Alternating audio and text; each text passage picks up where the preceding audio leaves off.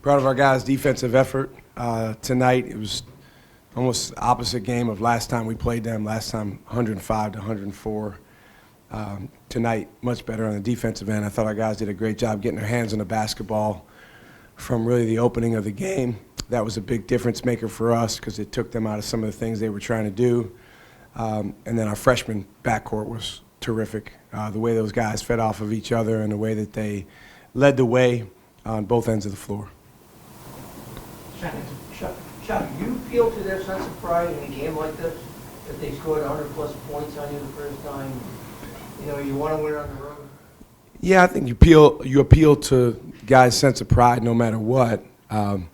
Anytime that you have an opportunity to improve from your last game, then as a competitor, that's got to be at the front of your mind. We spent a lot of time in the locker room before the game because of the senior night. We had some extra time in there.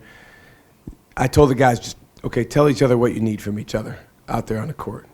And they did a good job going around the room and talking about what they needed on both ends of the floor from each other, in addition to just the connection that we needed to have. Just back-to-back road victories for you guys to close out the regular season.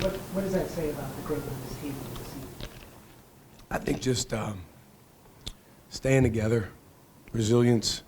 It's interesting when you're struggling to do something and, maybe people on the outside say, well, you can't do it or you're not good at that.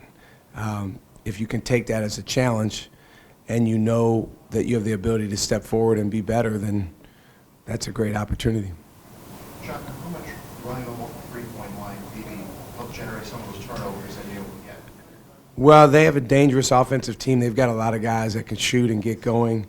The last time we played them, specifically, it was Vax and Sellers.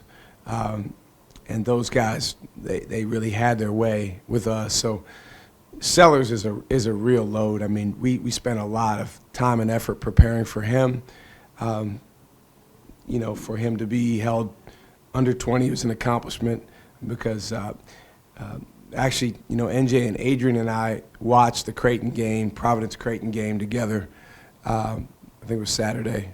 And we sat there and we were all saying to each other, Sellers is going to go win the game. He's going to go, and he did. So we just didn't want that to happen against us. With Adrian, how have you seen him figure things out to where he can have a game like this on the road? It's like this with all of us, but he's a great example. When he's feeling good about himself, he's a heck of a player. For whatever reason, if he allows any type of inner demons or his mind to go dark or negative, then he's not as good. So a big part of my job is to help him understand how special that he is as a person and as a player, and help him manage. When you're really smart like he is, your mind tends to be very, very active. So help him manage any of that stuff. I thought he did a great job tonight. We started the game, we missed a bunch of threes early, but they were good shots. So it was like, guys, keep shooting those. And then we got going and made some. That third quarter, the first 10 minutes of the second half, what did you like about the way the team kind of pushed the lead?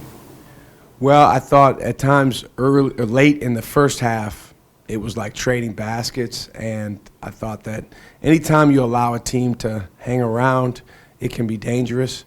So we felt like the beginning of the second half was a big key. I've been in this building before where we've had a lead, and all of a sudden Providence starts making shots and the crowd gets going and it gets away from us, and we didn't want that to happen. Coach, when you recruited Nigel James, he was much more of a pass-first point guard. Did it surprise you how he's able to take over game scoring as well as his leading the team? He's always been good at scoring. He does whatever the game requires.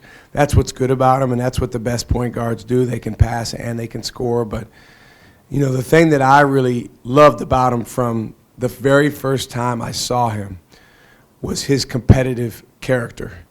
I mean, he has all the attributes of an alpha competitor that you want. And as a freshman, he has the cojones, to bring that stuff to bear. Sometimes it takes time, but he immediately, and that's probably what's been surprising, if anything, that he's been able to do that so quickly in terms of just, going after it with everything he has. He's very quickly become the leader of our team.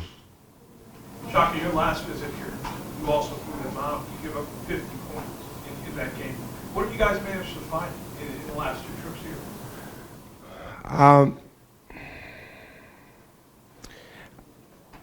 Well, we try to just help each other on defense. I think what those two games have in common is, the ability to be, when you're one pass away, disrupting the ball along with the guy guarding the ball. And I think, we got our hands on the ball a lot last year. Tonight we had 38 deflections. So when we're playing that way, usually it's going to lead to possessions that are defense to offense for us. And tonight was not, we didn't play offense like the 1988 Lakers, but we were able to create some offense with our defense.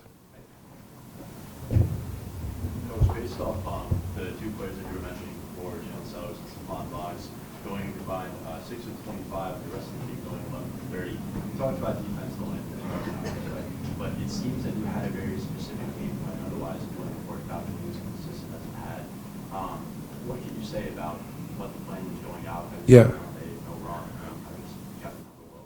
Well, there's the game plan, and then more important than that, there's the players that played in the game the last time. So when you played in a game and a guy had 26, 27 points against you, like both of those guys did, that has your attention more than anything a coach can say.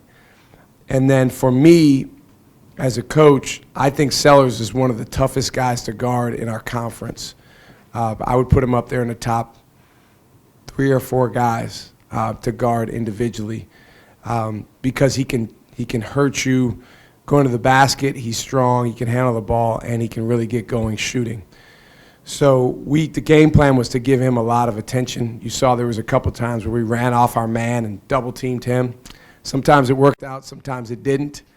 But at least we were able to keep him to 5 field goal makes. I'll take that any day of the week against him. All right, thank you, guys. Thank you.